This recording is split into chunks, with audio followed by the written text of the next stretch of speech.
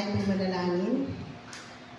Amang manalang sa langit, pinupuri ka namin. Pinasalamatan sa rin ito. Ama, maraming salamat sapagkat bigyan kami ng pagkakataon muli na kami makatipon sa gabi ito upang ikaw aming samahin, upang ikaw aming parangalan at pasalamatan.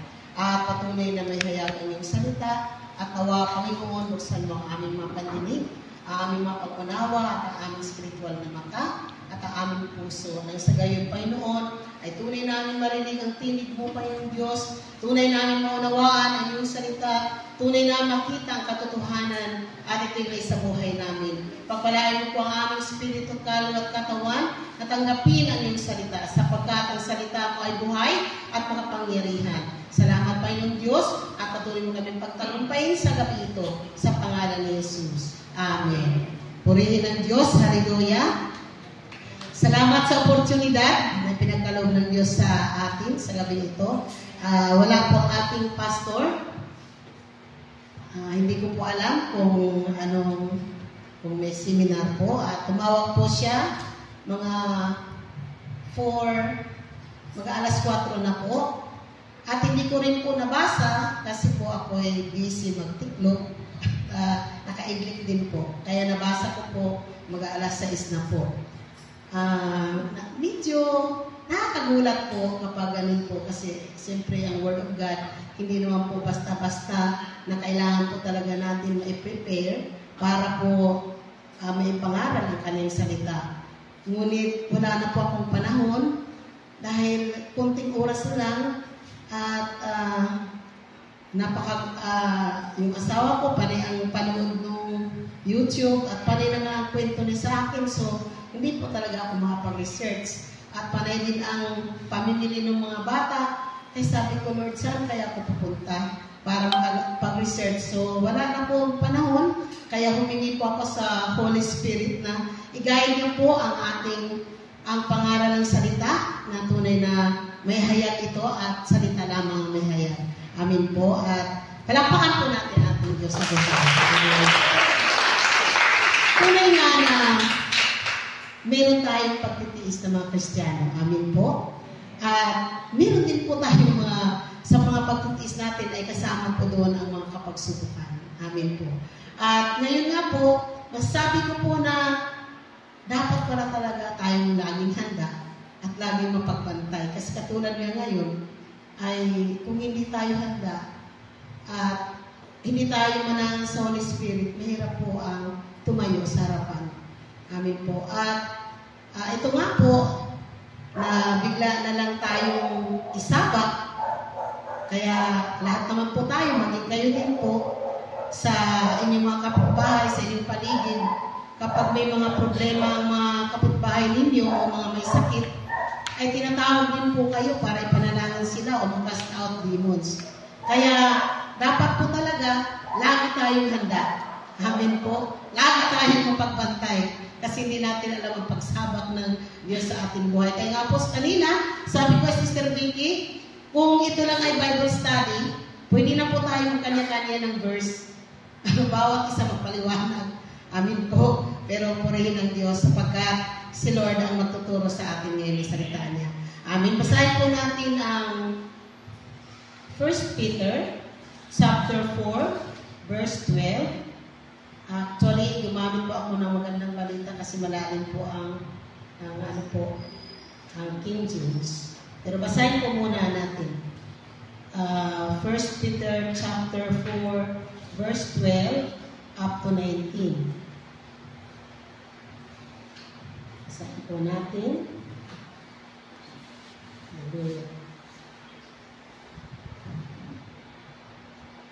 Andiyan na po tayo. Mga minamahal, huwag kayong magtaka tungkol sa mahigpit na pagsubok sa inyo na dumarating sa inyo upang kayo'y subukin. Nawarin ang nangyayari sa inyo, di karaniwang bagay. Kundi kayo'y mga galak sapagkat kayo'y mga karamay sa mahirap ni Kristo. Upang sa pagkahayag ng kanyang kalwalatian naman, ay magalak kayo ng malabis na galak. Kung kayo'y mapintasan dahil sa pangalan ni Kristo, ay mapapalad kayo sapagkat ang Espiritu ng kalwalatian at ang Espiritu ng Diyos ay nagpapahingalay sa inyo. Ngunit huwag magbata ang sino man sa inyo, na gaya ng mamamatay tao, o magnanakaw, o manggagawa ng masama, o gaya ng mapakialam sa mga bagay ng iba. Ngunit kung ang isang tao ay magbata, na gaya ng Kristiyano, ay huwag mahiya, kundi luwalhatiin ng Diyos sa pangalan ito. Sapagkat dumating na ang panahon ng pasimula na paghukom sa bahay ng Diyos. At kung mauna sa atin, ano kaya ang wakas na hindi nagsitalima sa Ebanghelyo ng Diyos? At kung ang matuwid ay bahagya na makaliligtas ang masama at ang kasalanan, ay saan kaya magsiharap? Kaya ipagkatiwala naman ng nagbata, ayon sa kalooban ng Diyos, ang kanilang mga kaluluwa sa paggawa ng mabuti sa tapat na lumalang. Amen. Purihin po ang Diyos. Tunay nga po na hindi po tayo exempted sa mga tiisin. Bilang isang Kristiyano po, ay kasama po sa atin ang pagtitiis. Amen. Kung ano po yung pagtitiis ng ating Panginoon Jesus, nung nasa lupa pa po siya, ay dapat din makiisa tayo sa kanyang mga tiisin. Ang Panginoon Jesus, nung nasa lupa pa siya, ay hindi niya naranasan na katulad natin na minsan pabanjing-banjing sa panampalataya, no? Pag nakagawa na ng para sa Panginoon, parang tama na muna. Parang meron tayong limitasyon. Pero ang Panginoon Jesus, hindi po siya nagkaroon ng katulad sa atin na mga ginagawa na maglilimit or pabanjing-banjing ang panampalataya. Ang Panginoon Jesus ay talagang halos ginawa niya ang kalooban ng Ama. At perfect na ginawa niya ang kalooban ng Ama. Ang kanyang pahinga lamang ay pagtulog, pagkain. No? Pero tayo, malaki po ang pahinga natin. I-compare po natin sa gawain ng Panginoon, marami po ang ating gawain para sa sarili. Hindi natin kayang tumbasan ang ginawa ng Panginoon sa ating mga buhay. Kaya nga po sabi dito sa verse 12, huwag na kayong magtaka sa mabibigat na pagsubok na inyong dinaranas na para bang ito ay di pangkaraniwan. Tunay nga po na ang mga pagsubukan natin ay parang hindi na ordinaryo. Parang napakalalim. Minsan, nung nag-Bible study kami, sabi ko sa ating kapatiran, bakit parang ang lalim ng pagsubok na nasa akin? Parang nag-question ako, Lord, bakit parang napakalalim ng pagsubok ko? Kasi kung ihampin ko po sa mga kapagsubukan na ibang naranasan, parang hindi ganun kalalim. Parang bakit sa akin? Parang napakalalim na pagsubok. Pero sabi ko rin, maraming salamat kasi doon sa kalaliman ng pagsubok, doon pala ako pinatatag ng Diyos. Na hindi ko kayang iwanan ng Panginoon as long as na nananangan tayo sa Diyos. Masabi ko na talagang the best ng Diyos, hindi ko kayang ipagpalit. Tulungan lang ako ng Panginoon sapagkat hindi ko nga masasabi ang aking buhay na dahil pabago-bago ang ating kaisipan. So sabi dito, sa halip, verse 13, mag-alak kayo sa inyong pakikibahagi sa mga paghihirap ni Kristo upang maging lubos ang inyong kagalakan kapag nahayag na ang kanyang kaluwalhatian. Kapag pa nakaranas tayo ng pagsubok sa ating mga buhay, ano ba ang nararamdaman natin? Tayo ba ay siniseryos ba natin yung mga pagsubok? Minumuni-muni, araw-gabi, na hindi na makawala sa isip? Parang punong-puno na yung pagkatao mo sa kamuni-munihan ng mga pagsubok? O dumarating man sa atin yung mga pag-iisip din na ganun, pero pinapaliwala na rin natin. Hindi natin siniseryoso kasi alam natin na talagang habang may buhay tayo sa mundong ito, habang ang paangan natin nakatungtong pa sa lupa, ay hindi pa talaga tayo mawawalan ng pagsubok. Amen? Hindi tayo mawawalan pa ng problema. Sabi nga, kung tayo ay nakaangat na ang paa natin sa lupa, wala na tayong pagsubok sa mundong ito. Amen? Kaya dapat, kung meron man tayong mga kapagsubukan, hindi natin seryosohin. Amen? Pag-pray mo, and then, magalak ka. No?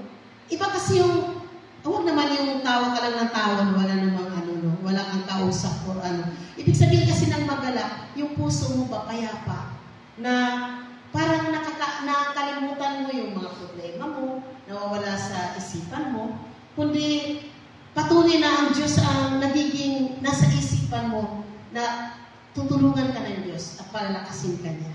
Kahit anuman kalalim, kabigat yung mga kapagsubukan na ating na-encounter. Sabi nga, count all your blessings. Kaya ang pagsubok ay ibibilang natin na pagpapala. Amen? Hindi problema. Kasi kapag ito'y seryosohin natin, mawawala tayo sa panampalataya. Amen po? Kasi marami na tayong iisipin. I-give up natin ang panampalataya natin kapag malalim na yung mga pagsubok natin. Maaaring iisipin natin na, halimbawa, pamilya yung kapagsubukan sa iyo. Isipin mo, uwi na kaya ako? Uwi na lang kaya ako sa aming lugar? O kaya, lilipat na lang kaya ako ng bahay para baka naman hindi ko na ma-encounter yung sobrang pagsubok sa pamilya. Pero alam niyo po, mali pala yung kaisipan na gano'n. Kasi dapat harapin mo po. Harapin natin yung kung ano man yung mga naranasan natin ng mga pagsubok, harapin po natin ito. Hindi natin takbuhan. Kasi lalo tayong habulin ng kaaway. Sabi ng kaaway, yan ang gusto ko sa iyo. Gumib up ka rin. No? Kasi iba-iba talaga yung pagsubok na ibigay sa atin. Amin po. Una, sabi nga ni Pastor Manny, na alaala ko yung preaching niya. Una, siguro mga lieutenant pa lang or ano ba tawag yung pinakamababang ranggo ng pulis. Tapos mga colonel, tapos major, tapos talagang ano ba tawag niya, yung grupo na ng mga kaaway yung iharap sa atin. Kaya paano na kung talagang matindi na yung pagsubok na naranasan mo? I-give up mo ba ang panampalataya mo? Tatalikod ka na ba? Hindi ka na ba maglilingkod? Maunti-unti na ba ang paglilingkod mo sa Panginoon? Na dati, napakasigla natin maglingkod. Tapos, unti-unti nawala hanggang sa na-immune tayo. Sinabi ng kaaway, huwag ka na mag-pray, huwag ka na mag-Bible study, huwag ka na, wala naman din nangyayari. Diba? Lalo na kung makita mo ang pamilya mo na kasi the best talaga na naging bumabagsak yung panampalataya mo yung family talaga. No? Kapag nakita mo yung pamilya mo na parang wala lang sila, kahit na nangangaral ka na para naman sa kanila, na para sa ikabubuti nila, para kung ano man yung mga pagsubok na dumarating sa kanilang buhay, ay hindi sila basta-basta matitinan o mayayamig, kundi patuloy nila maranasan ang gagawin ng Diyos sa kanilang buhay. Pero sabi ko nga, bakit ganon? Yung mga pamilya namin ay parang antigas, parang hindi nakakarinig ng tinig ng Diyos. At sabi ko pa rin, hindi pa rin ako mawala ng pag-asa. Amen? Patuloy pa rin ako manalangin kasi kung hindi ako manalangin, ay hindi ko kaya. Mahina po ako sa mga sarit-sarit pagsubok. Pero dahil sa panalangin, pinalalakas po ako ng Diyos, pinatatag po tayo ng Diyos. Amen po? Dahil sa panalangin at sa salita ng Diyos, pinatatag po talaga tayo ng salita ng Diyos. At patuloy rin tayo na binabago. Hindi man tayo perfecto, no? Ako hindi po ako Diyos, hindi po ako perfecto. Kaya po, sabi nga ng salita ng Panginoon, ituon natin ang ating panampalataya sa Panginoon Jesus. Kasi siya lang po ang perfecto. Tayong mga tao, hindi po tayo perfecto. Kaya kung magturo man tayo na bakit ganun siya, hindi ka rin perfecto na nagturo. Amen? Pare-parehas lang tayong may mga kasalanan na nagawa sa harapan ng Diyos. At sabi dito, sa verse 14, Pinagpala kayo kung kayo ay kinukot siya dahil kay Kristo, sapagkat sumainyo ang espiritu ng kaluwalhatian, ang espiritu ng Diyos. Hallelujah. Pinagpala tayo. Amin po. Pinagpala tayo kung kinukot siya man tayo dahil kay Kristo. Amin po. Kung pinipersecute man tayo dahil naglilingkod tayo, sinasabi nila, born again, no? Buang again, kung ano-ano pong sinasabi, ay pinagpala tayo doon. Amin po. Sa harapan ng Diyos, hindi tayo mangmang. Sa harapan ng tao, maaaring ang tingin nila mangmang tayo. Pero sabi ng Panginoon, huwag na huwag mangyaring magdusang sino man sa inyo. Dahil sa inyong mamatay tao, magnanakaw, salarit, o pakialamero. So, kung tayo man ay nakulong, dahil sa pagnanakaw, dahil sa pagpatay, no? Dahil sa pangalunya, o tayo man yung salarit, o nakialam tayo, ay hindi na yung kalooban ng Diyos. Amin po? Hindi na po yung kalooban ng Panginoon. Ang kalooban lang ng Diyos, kung kinukot siya tayo, dahil kay Kristo, pinagpala tayo. Amin po? At hindi tayo dapat matitinag. Hindi po tayo dapat mayanig. O hindi tayo tatalikod. At dapat nga, lalo pa tayo maglingkod sa Panginoon, lalo na at malapit na dumarating ang Panginoon. Huwag tayo magbilang. Amin? Patawarin ako ng Diyos kung ako man ay limitasyon din yung aking paglilingkod sa Diyos. Dati, napakasipag, mag-evangelize, no? At manalangin umaga't gabi. Tapos, magbasa ng Biblia, mag-research. Pero bakit dumarating ngayon sa punto na parang nangihina na ako? Parang nandun na yung nag-prayer ako sa umaga na lang. Tapos hindi ko na rin nagawa yung mag-evangelize. Katulad noon na maglakad kami Mr. Vicky, simula church hanggang sa Boni, yung sa may Prince Room. Tapos mangaral kami ng salita ng Diyos.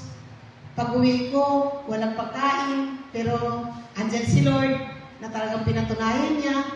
At pag-uwi ko, may problema sa pamilya, pero parang ang sarap, ang lakas-lakas. No? Hindi ko maintindihan yung naranasan ko na spiritual na pagpapala. Pero ngayon, inaamin ko po na because of my old self, nagkaroon po ako ng, pagka natapos po akong manalangin, tapos po ako magbasa ng Biblia, parang nagsasawa. Dumarating po ako nagsasawa ako lagi ng puro Word of God. Tapos minsan nakikinig ako ng Word of God sa mga preaching or sa mga kanta, sa mga praise and worship. Tapos hanapin ko pa rin. May hanapin pa rin akong laman. No? Ano po yung hinahanap ko? Manood po ako ng Kalingap. yung Kalingap po, yung mga tumutulong sa mahirap. Tapos may mga gimmick-gimmick sila, yung natatawa po ako dyan. Tapos manonood ng tulfo or mga current events. Ganyan po yung ano ko. Hindi katulad ni Kristo na talagang seryosong Panginoon. No? Wala siyang sinasayang na panahon. Nangangaral po talaga siya. Pero ako po, aywan ko po sa inyo, ako po, nagkaroon po ako ngayon ng parang, masabi ko na po na hindi nga siguro half or 30%. Or malaki na yung 30% para sa Panginoon. Na dapat talaga ilaan natin yung panahon sa Panginoon. Lalo na malapit na po talaga darating ang Panginoon. Nahayag na ang mga sinasabi sa Biblia. Amin po. Katulad ngayon, hindi natin alam kung kailan darating ang Panginoon. Lalo na ang China ay talagang nila ngayon. No? Talagang hinaharap na nila talaga ang ating mga isla at nakatutok na sa atin ang kanilang mga armas na matibay na mga ginagamit nila. Ano man ang laban natin. Pero dahil sa Panginoon na nampalataya tayo, dahil nandun din ang prayer natin, nandun din ang pagsikap natin, mga paglingkod sa Panginoon, mga panampalataya sa Diyos, ay hindi pa rin tayo iniiwanan ng Diyos. Hindi pa rin tayo pinabayaan ng Diyos. Pero, yun nga lang, huwag tayong kampante. Yun po yung tinuturo ng salita ng Diyos. Huwag tayong kampante, no? Na, okay na. Nakapanalangin na ako. Galing na ako sa prayer, manood naman ako. Iba naman yung panoorin ko. Kasi, parang nagsasawa ka na rin. Diba? So, hindi pa rin yun ang gusto ng Panginoon. Dapat talaga talagang serious na tayo ngayon para maglingkod sa Kanya. Seryoso na tayo, hindi natin bawasan yung paglilingkod natin sa Diyos. Amin po. At sinabi niya po dito,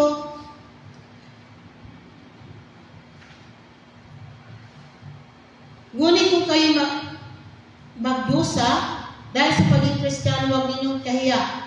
Ito, sa halip, magpasalamat kayo sa Diyos sa pagkataglay ninyo ang pangalan ni Kristo. So kung tayo magdusa dahil kay Kristo, hindi natin dapat ikahiya. Amin po. Kung sabihan man tayo na buang o ano man yung panalait nila, hindi pa rin tayo dapat mahiya. Kasi si Kristo yung ating ipinangangaral. Hari na mahari, Panginoon ng mga Panginoon. At sabi niya sa 17, dumating na ang panahon ng paghukom at ito'y magsimula sa bahay ng Diyos. At kung sa atin ito magsimula, ano kaya ang magiging wakas ng mga hindi sumusunod sa magandang balita ng Diyos tulad ng sinabi ng kasulatan. So sa atin mag-umpisa ang paghukom sa iglesia ng Diyos. No? Sa atin mag-umpisa ang paghukom. At paano na? Sabi niya, kung tayo ay nagsisikap na maging matuwid, ay naroon pa rin yung pakikipagbaka natin, pakikipaglaban natin. Dahil patuloy pa rin tayo na umaasa na hindi tayo pabayaan ng Diyos. Dahil sabi nga, kung ang matuwid halos hindi na maligtas, gaano pa kaya ang hindi nanampalataya. Kaya ito po yung mga sermon ko din sa aking pamilya na noon sinabi niya, bakit wala nang tulog daw, nagpe-prayer pa, wala nang tulog, sumasamba pa. Dapat to itulog na lang kasi baka mahilo or ano. Sabi ko hindi. Kasi kako, kung dito kami nasubukan ng Diyos, kung ano yung naramdaman mo, huwag mong pakiramdaman yung naramdaman mo. Huwag mo ayunan. No? Dapat laging una si Kristo. Lagi natin unahin ang payo kahit ano yung nararamdaman natin. Alam niyo po, pag talaga sa totoo lang po, pag hindi po ako nakapag-prayer, sisisi po ako talaga. Nagsisisi po ako, kasi umaga na nga lang eh.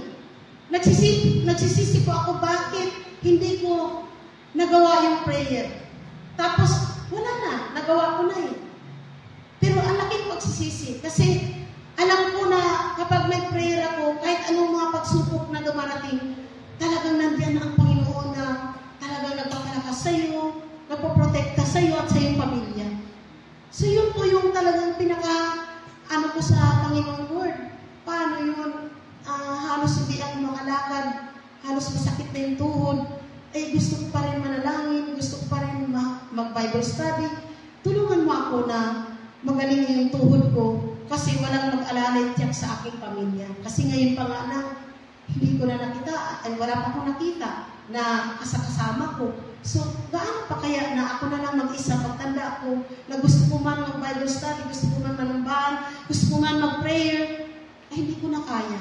Kaya ang dalangin ko sa Lord, tulungan mo ako na hanggang sa pagpikit ng aking mata, ay yun ang talaga yung final na hindi na ako makapanalangin, hindi na ako makasamba. Yun po yung talagang isa kong panalangin sa Diyos. Huwag ako mawala sa prayer, kahit sa umaga na lang. Huwag ako mawala kahit sa Bible study. Tulungan ako ng Diyos kasi salita ng Diyos yun. Yun ang magpatatag din sa atin. Amin po. Kasi kung wala din ang salita ng Diyos, hindi pa tayo matatag. Amin po. Kahit na po sino sa atin, wala pa. Hindi pa tayo talagang matatag. Kaya kailangan pa natin ng Word of God. Kung linggo tayo nakarinig, dapat mayroon pa rin tayo sa buong isang linggo. May isa pang pakinig tayo. Isa na nga lang na Bible study. Dapat nga, parang lamang dapat yung Word of God na marinig natin. Kasi po, yun po talaga ang nagbibigay sa ating lakas, kagalingan, at ito ay proven po talaga na totoo ang Diyos ng buhay. Kapag kami po ay nagkaroon ng kahiluhan, at minsan, naririnig natin yung kaaway, nagsabi, huwag ka na humayo kasi nahilo ka na eh. Baka matumba ka, o masama ang kiramdam mo. Pero pagka naisip mo na yung ginawa ng Diyos ay napakabuti, pinagagaling ka sa lahat ng karamdaman, no? Pinagpala ka, spiritual, physical, hindi mo magawa. Maisulong mo talaga. Pero kapag marinig mo yung tinig ng kaaway, sinangayunan mo yung katawan mo, lugi talo na tayo, ayun na. May consequences na. Kasi hindi na natin sinunod yung utos ng Diyos. Hindi natin sinunod yung sinabi ng Panginoon sa atin. At sabi nga dito, tulad ng sinabi ng kasulatan, kung ang taong matuwid ay napakahirap maligtas. Hallelujah. Kung tayo ay nandito na, nanalangin, sumasamba, umaatin ng special prayer, at nagba-Bible study, sabi dito, kung anong ang taong matuwid ay napakahirap maligtas. Sabi doon, ano kaya ang kahinatnan ng mga makasalanan at hindi kumilala sa Diyos? Nakakalungkot po yung aking pamilya at sa inyong mga pamilya na hindi pa talaga totoo yung panampalataya at paglingkod sa Diyos. No? Kasi kung hindi po totoo ang ating panampalataya, unti-unti mawawala ka sa iglesia. Amin po. At sabi niya, kaya nga ang mga nagdurusa ay sa kalooban ng Diyos ay dapat magtiwala sa lumikha at magpatuloy sa paggawa ng mabuti. Ang Diyos ay laging tapat sa kanyang pangako. Huwag po tayo magsawa na gumawa ng kalooban ng Diyos. Amin. Huwag po natin pagsawaan ito. Huwag po natin baliwalain ang special prayer meeting. Hindi mawala ng kabuluhan ang lahat ng ating ginagawa. Hindi mawala ng saysay ang bawat ginagawa natin. Pinatutunayan po ito ng Diyos sa atin. Hindi lamang po sa darating natin na pagpapalang spiritual, kundi maging sa physical po. Pinatutunayan ito ng Diyos na hindi tayo pinabayaan. At yun nga, kapag meron tayo kapagsubukan na may galak tayo, hindi natin siniseryoso, praise God. Kasi nandun pa rin yung direksyon ng Panginoon sa ating buhay. Pero kapag siniseryoso natin yung problema, yung mga pagsubok, ano nang mangyari? Mawala na tayo sa area ng panampalataya. Amin po. Kaya sabi po dito sa chapter 5 verse 2, pangalagaan ninyo ang kawan ng Diyos na pinagkatiwala sa inyo. Gawin ninyo ito ng maluwag sa loob at hindi napipilitan lamang. Iyan ang nais ng Diyos. Gampanan ninyo ang inyong tungkulin, hindi dahil sa kabayaran, kundi dahil sa gusto ninyong mapaglingkod. Amen. Huwag natin pabayaan ang kawan. Ang pamilya, isa na nating kawan. At ang mga Bible study po natin. Amin po. Yun nga po, kung wala pong magtiyaga at walang magtiis din sa mga kapatiran na magpupunta-punta, na magba-Bible study, na alam natin na mga baguhan pa rin sila, paano na po? At hindi lang po sila. Maging tayo na matagal na. Kailangan pa rin natin ng Word of God. Kailangan pa rin natin lumakas sa Word of God. At may paalaala kasi yung Diyos sa atin lagi. Amen? Na paano yung mga pagkakasala natin, nandun po yung paalaala ng Diyos sa atin. Nandun po yung sinabi ng Diyos na huwag kang magmalaki. Huwag kang magmataas. Kasi ang nagmamataas, ibinabagsak ng Diyos. At ang nagpakumbaba ay tinataas ng Diyos. Amin po. At yung papahayag po natin ng salita ng Diyos, yun po ay isang pagpapakumbaba sa harapan ng Diyos. Yung pagsulong po natin na kahit mainit, kasi kung tutuusin, kung wala tayong panampalataya, kung wala tayong takot sa Diyos, maglaban na lang tayo, di ba? Magbukas na lang tayo ng tindahan. Siguro, sa isip natin, bakit ba? Ayaw naman nila makinig eh. No? Ayaw naman nila wag na lang din. Di ba ganyan ang kain? Maglaban na lang ako para mabawasan yung labahan ko. Pero hindi po Hindi po ganun Dahil sa panampalataya natin takot sa Diyos, hindi man sila makinig, nandun pa rin yung pag-follow up mo, nandun pa rin yung pagbisita mo, no? At balang araw, doon sa pagpa-Bible study natin, na salita ng Diyos ang ating itinataas doon, magpapadala ang Diyos ng mga kaluluwa. Kasi nandun na po na inihanda na rin tayo ng Diyos. Amin po. Inihanda na niya na una muna tayong tumatag, una muna tayong lumago sa panampalataya. Kasi sabihin man natin na matagal na tayong mga manggagawa, pero ang totoo, hindi pa rin talaga tayo malago. Hindi pa rin tayo malalim sa harapan ng Diyos. Hindi pa rin tayo matatag. Amen? Kaya nga po, nandun po yung pagbisita mo, nandun po yung pagsisikap mo na, nandun yung kapatiran ko. na medyo baguhan pa, kaya kailangan po ma-follow up, kailangan makapagpahayag ng salita ng Diyos. Sama-sama din kami na nakakarinig ng Word of God. Sama-sama rin dapat kami na lalago sa pananampalataya. At hindi, kasi kung wala po yung pagtatyaga, wala po yung pagtitiis, kung makasarili na lang tayo, wala na pong mangyari sa ating pananampalataya. Darating ang Panginoon, wala na pagtunguhan ng ating paglilingkod. Amen? Kaya yun ang sinabi ng Panginoon, unahin siya. Unahin natin ang Panginoon. Huwag natin kalimutan ang gawain natin sa Diyos. Ang matungkulin natin. Alam natin na may hanap buhay po tayo. Pero, di ba, alam naman din natin yun, na unahin natin. Yun nga lang, matigas din ang ulo natin, sumusuway tayo. Tapos mabalik na naman. Pag may pagsubok, naalaala na naman natin, no? Babalik na naman tayo. Lord, ano ba yung nakalimutan ko? Tapos pag na naman, mapagpala na naman, nakalimutan na naman ang ginagawa natin para sa Diyos. Pero ang sabi ng Panginoon, dapat maging consistent ang pananampalataya natin. At hindi tayo dapat mawala sa harapan ng Panginoon. At sabi niya dito, hindi bilang Panginoon ay inasakupan, kundi maging halimbawa kayo sa kawan. At kung ikaw man ay leader ng Bible study, kung tayo man ay leader, huwag tayo mag-leader-leaderan. Amen.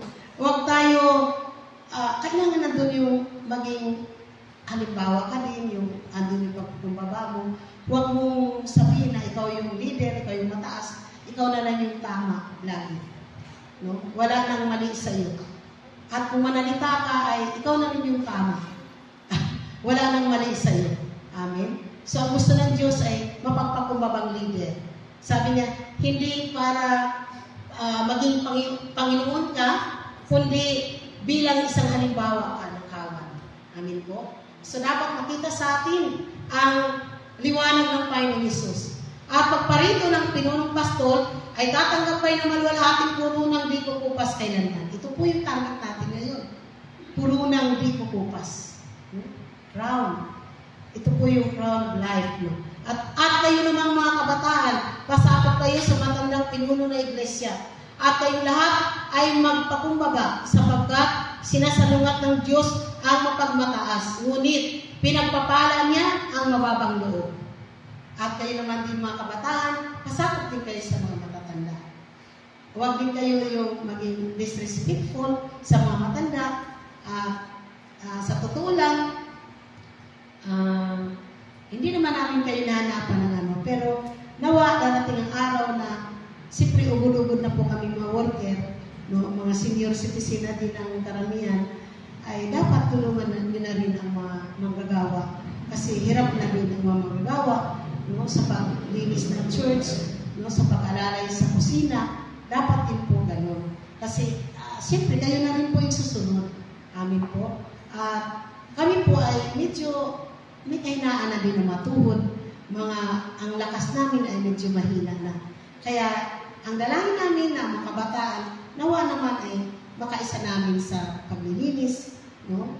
Sa church, paano yung gawain. So, praise God.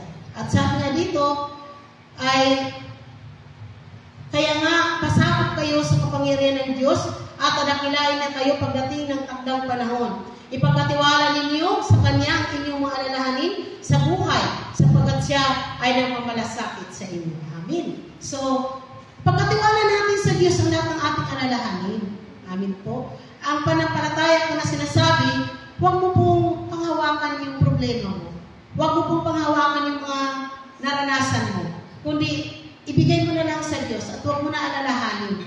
Yun po yung tinatawag ng pananampalataya. Ipagkatiwala natin sa Diyos. Kasi kung ipagkatiwala natin sa Diyos, hindi ka na dapat mabalisa, no? Hindi ka na dapat mawawalay sa gawain ng Panginoon, kundi lalo kang nagsisikap na makagagawa sa harapan ng Diyos. At sabi nga dito, maging handa kayo at magbantay. Ito na nga po, no? Ito sabi dito, hindi lamang sa job tayo maging handa. Maging handa rin tayo ngayon sa ating pananampalataya, kasi sabi ko nga kanina, minsan, katulad sa card bank, ay nagtuturuan kapag walang Christian, nagtuturuan kung sino yung manalangin. At nag-aaway-aaway pa sila. Kasi, bakit daw siya manalangin? Bakit daw ganun? Ngayon, sinasabi ng mga namin, bakit kasi wala ka? Kapag wala ka, nahirapan kami sa panalangin. Sabi ko, Lord, iba pa rin pala ang Christian. No? Kasi, talagang ang pagtingin nila ay nandun po yung marunong tayong manalangin, no? Marunong tayong mag-pray over sa mga may sakit, kaya nga kaya lagi din tayong handa. Amin po. At huwag po ninyo tanggihan. Katulad ngayon, sabi ko, Lord, magsalita ba ako, Panginoon? Kalooban niyo po ba ito? Sana dumating na si Pastor. Kanina po, sabi ko, sana dumating na po si Pastor. Pero kung kalooban mo po talaga ito, Panginoon, sino ako para tumanggi? Amen? Opportunity po ito ng Panginoon sa akin. Kaya, kahit na hindi po magaganda yung mga words, pero Word of God naman po yung sinabi ko. Hindi yung word ko. Word of God po. Amin po. At sabi dito, ay tulad ng alam ninyo, hindi lamang kayo ang nagtiis ng mga kahirapan, kundi gayon din ang inyong mga kapatid sa buong daigdig. Pagkatapos ninyong magtiis sa loob ng maikling panahon, ang Diyos sa siyang pinanggalingan ng lahat ng pagpapala, ang siyang magbibigay sa inyo ng kagalingan, katatagan, at lakas ng loob, at isang pundasyong di matitinag. Siya ang tumawag sa inyo upang makibahagi kayo sa kanyang walang hanggang kalwalatian kasama ni Kristo sa kanyang kapangyarihan magpakailanman. Amen. So, praise God. Sabi nga dito ay hindi lamang tayo ang nagtiis sa kahirapan, kundi buong daigdig ng ating mga kapwa manampalataya. At pagkatapos ng ating pagtitiis sa loob ng maikling panahon, ang Diyos isang pinanggalingan ng lahat ng pagpapala ang siyang magbigay sa inyo ng kagalingan. Kagalingan, ibig sabihin, kagalingan natin sa panampalataya at paglilingkod, hindi para magpagalingan. Amen. Kasi minsan nagmamataasan tayo, ako magaling dito, magaling ako sa ganito, magaling hindi ko. Wala po tayong kagalingan dyan. Sa Diyos po ang kagalingan natin. Hindi po tayo matalino. Lahat po tayo binigyan ng Diyos ng katalinuhan. Kung matalino ka sa mundong ito, wala nang saysayan. Ang katalinuhan na gusto ng Diyos ay galing sa Kanya. Amin po. At hindi natin ipagmalaki yan. Kasi ang lahat ng nandito ay mawawala, mapaparang. At sabi dito, katatagan sa panampalataya at sa paglilingkod at lakas ng loob. Amin po. Maging malakas ang loob natin sa pagbabahagi ng salita ng Diyos. Kaya nga po, nung Bible study, nag-pray po kami na may mga kapatid na natin na gusto nang mag-evangelize. At sabi ko rin, nagpipray din po ako na mapag-evangelize ako. At kung sino man yung kasama namin, yun po yung pinagpipray din namin. Kaya yun po yung aming napag-usapan ng Bible study. Naway mangyari. Hindi lamang po sa salita. Naway gawin namin po. Kasi ito po talaga yung inutos ng Diyos sa atin. Amin po. At lakas ng loob, no? Isang pundasyong di matitinag. Hindi tayo dapat matinag kung ano man po nakikita natin sa iglesia o ano man po yung mga kahinaan ng bawat isa atin. Hindi naman po tayo naglilingkod sa tao kundi sa Panginoon lang. Amen. Itutok natin yung ating paglingkod at manampalataya sa Diyos. At sabi niya nga, siya po yung tumawag sa atin. Amen po. Hindi tayo ang pumili sa Diyos, kundi siya po ang pumili at tumawag sa atin. At sabi niya, walang hanggang kalwalati ang kasama ni Kristo. At sabi dito sa James, basahin po natin sa James 1:12, Santiago 1:12.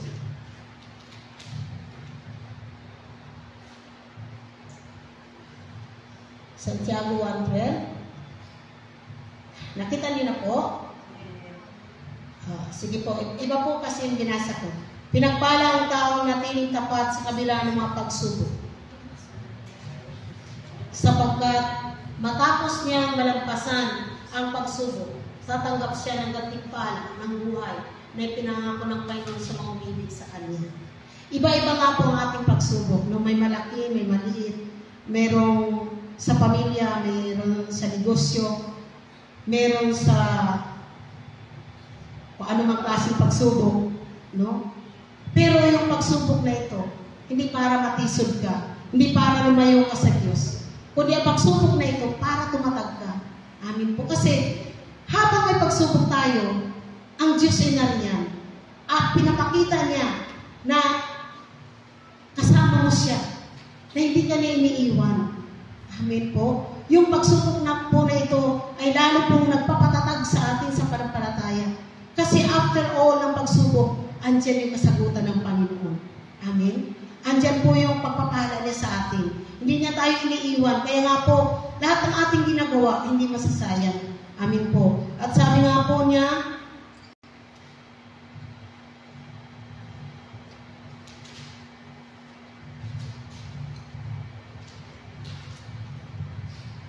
malalampasan natin ang mga pagsubok at tatanggap siya ng gantimpala ng buhay na pinangako ng Panginoon sa mga umiibig sa Kanya.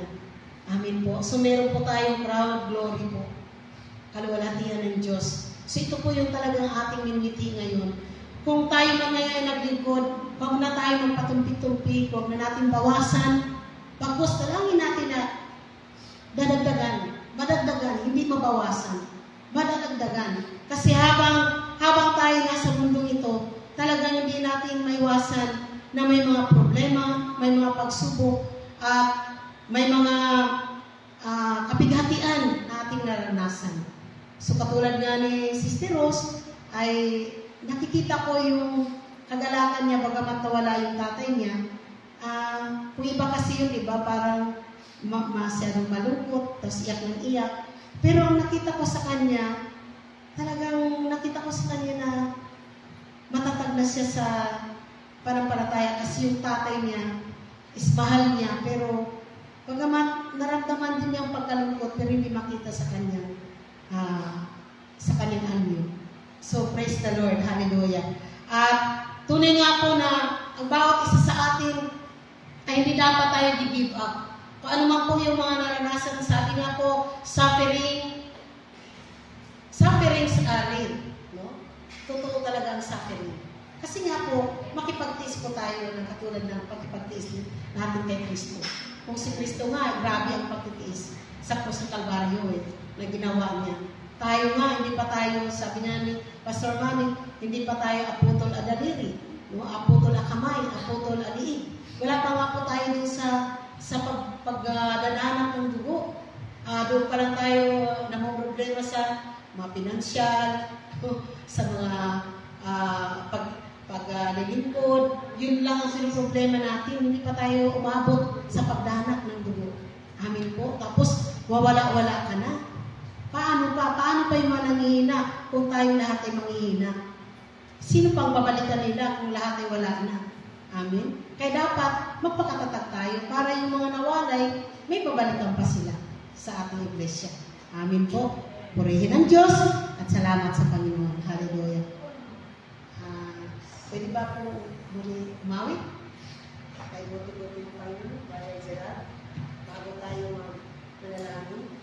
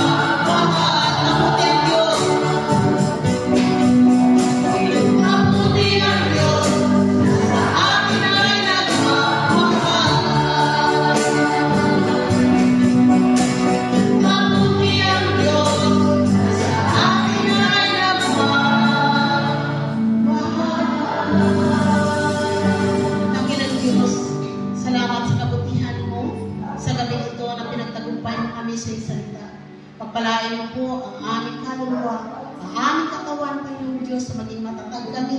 Ano man yung mga pagsubok na aming naranasan, Panginoong Diyos, hindi ito matitison, Panginoong Diyos, kundi kami lalo maging matatag sapagkat malapit ka nang dumarating ang aming Panginoon. Hayaan niyo po na maging handa kami at mapagpantay, Panginoong Diyos, sa aming spiritual life, Lord, na hindi kami matitinag, na hindi kami mayanin. At huwag mo kami iwalay sa iyo, Panginoong Diyos. Salamat po, Ama, sa katagumpay ng iyong salita sa gabi ito. At nalinangin ko, Panginoon, sa aming pag-uwi, na pagpalain mo rin ang aming pamilya, na aming balatnan, sa pangalan ni Jesus. Tayo po'y manalangin, Ama namin. Ama namin na sa langit, sa nawa ang pangalan mo. Ikaw nawa ang maghari sa amin. Sundin nawa ang iyong kalooban. Dito sa lupa, tulad ng sa langit. Bigyan mo kami ng pagkain. Kailangan namin sa araw na ito. At patawarin niyo po kami sa aming mga kasalanan. Tulad ng aming pagpapatawad sa mga nakasala sa amin. At huwag mo po kami iharap sa mahigpit na pagsubok, kundi nilayo niyo po kami sa kasama, sapagkat